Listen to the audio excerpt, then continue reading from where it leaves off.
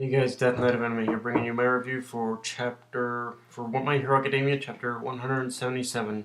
And so the chapter starts off with Izuku making a quick recovery from crashing into the construction site, and in typical fashion, he uses methods and techniques he learned from his classmates to recover. But one thing I do like there is that he actually incorporated the dance moves he learned from he ended up learning from Mina. Like, it's one of those things where even though he was kicked off the dance troupe, the moves he learned still pretty much came in handy with combat, and it's really kind of funny if you think about it. Like pretty much some dance move. Like, it's really kind of funny if you think about it. Like, dance moves ended up being useful in combat. Like, I'm pretty sure that I think this also plays in the fact that there are certain types of fighting styles out there that do actually incorporate dance moves as well. So I think it's almost paying a slight homage to that as well. So yeah. Um, Now, if there's one thing I think this chapter and actually this whole I think this chapter and actually this whole fight proved, and I really liked, is that even though Gentle is a thief, he's also just as capable in a long extended fight. And I think like the one advantage that was proven that he does have over Izuku is that Gentle has a very thorough and comprehensive understanding of how his quirk works and how he can use it to affect the areas around him to hinder his opponent. And like for me, the reason why I feel this is a big deal is because in the past, like looking back on all the fights we've had of My Hero Academia, or at least a good chunk of them anyway. It's always been one quirk against another, and never really much emphasis on how the quirks themselves can affect a fight. Like, or at least not much, I guess, explanation behind it. I guess, and and can affect a fight, and this chapter does that. And this chapter does that. Like, it does provide a lot of comprehensive understanding of pretty much how of how each quirk pretty much works. And I really each of how both of how both Gentle's quirk works, and how he's using it in order to beat Izuku and best Izuku at every turn. So yeah, I really like that. Um, and and also the whole panel of Gentle bouncing around the constructions, I did feel it feels somewhat reminiscent of the One Piece fight between, I think it was Luffy and Bellamy. Yeah, it did feel very reminiscent of that fight as well.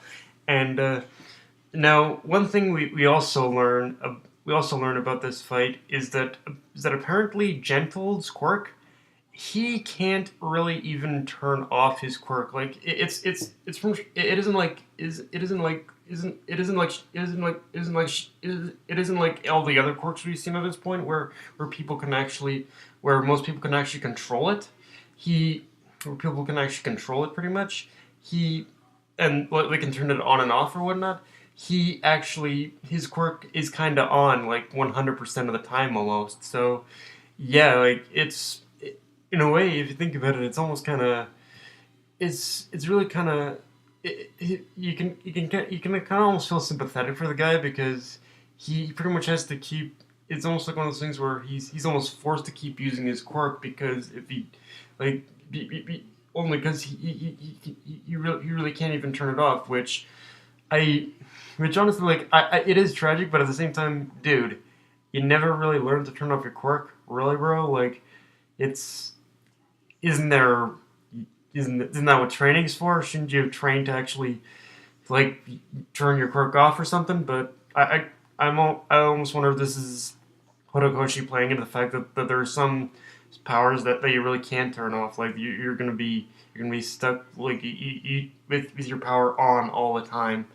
So yeah, and another thing we learned in this chapter is that Izuku has 15 minutes before the festival starts, and call me cynical, but I get the feeling he's not going to make it in time. And when he doesn't, I'm almost like there are a couple different ways I can see this playing out. The first way is that it's going to go down where where they're going to proceed without him, but then with some pleading from Eddie, they're probably going to go out and look for him.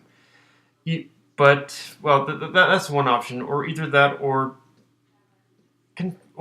considering the way Horikoshi likes to play with all these different cliches and whatnot, The other option is that they are gonna still go look out for him. They're still gonna go pretty much go after him, but the reason will be a lot more selfish. Like they're really only gonna go after him because he pretty much promised to in order to bring back the rope. So and you know what? That's kind of more in the camp I'm in because if if you think about like all if you think about all the different reasonings that a lot of these students have had for basically assisting each other, it's always been for basically the bare bones and sometimes selfish reasons. So yeah, considering it's a but yeah, considering it's a and yeah, considering that Izuku is the one who pretty much has the rope, it's gonna be we all know it's pretty much gonna be that reason. Like they're gonna be going after him in order to save him, but the only reason is for the rope. Like yeah, it's gonna be so selfish, but it's gonna be so funny if Horikoshi actually does that, which I'm more than possible he is gonna do that, but.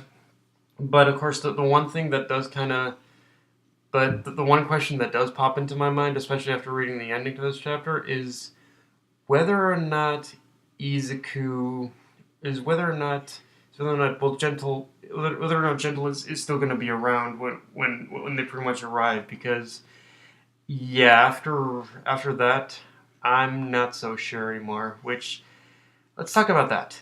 Le Brava is about to go in, and honestly, just knowing that, I really fear how much her quirk will turn the tables on this fight because, like, we really have to think about this for a second. If her quirk is so powerful that only now she chooses to use it, obviously it's pretty damn powerful. Like, if it's if like yeah if there are only if French if French if it's one of those things where or she only chooses to use it as a last resort, then yeah, obviously it's got to have enough power in order to incapacitate Izuku, and maybe even a little more than that. I'm just imagining how powerful this quirk is, and it's actually kind of terrifying to be honest with you. But of course, as we know, with Horikoshi writes, with every power, no, with no, it doesn't matter how powerful quirk is. There's always going to be an equal backlash to it. So however strong le